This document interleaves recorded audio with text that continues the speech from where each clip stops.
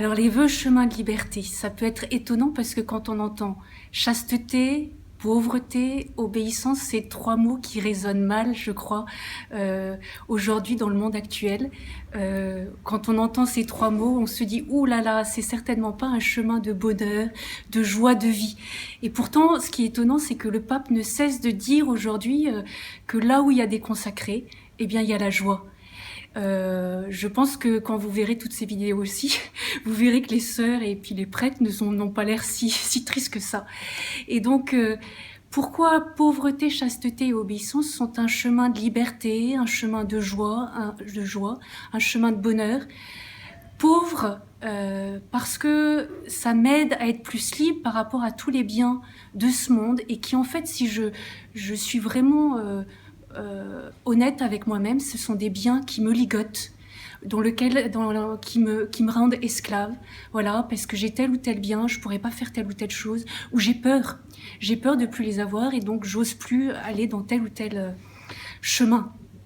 Et donc la pauvreté, c'est vraiment quelque chose qui va me rendre plus libre.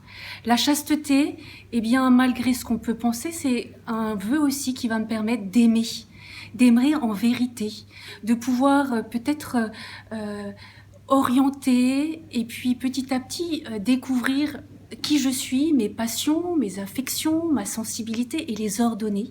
Et donc le fait d'ordonner, eh bien, ça va m'aider à véritablement aimer. Et pourquoi on choisit d'être chaste dans la vie religieuse, c'est aussi pour être donné à tous, à chacun.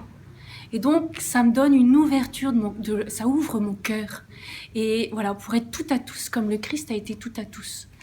Et puis enfin, l'obéissance. Alors, quand on dit obéissance, on se dit plus d'autonomie, plus de liberté aussi. Mais je crois que quand on aime véritablement quelqu'un, eh bien, on cherche une seule chose, c'est de lui plaire, de faire conformer notre volonté à sa volonté. Et donc, par nos vœux d'obéissance, eh bien, on tend et on cherche à découvrir ce que Dieu veut. Et voilà, jour après jour, ça fait déjà plus de quelques années que je suis dans la vie religieuse, c'est vraiment, même si au début c'était difficile, eh bien aujourd'hui je découvre vraiment que c'est un chemin de liberté.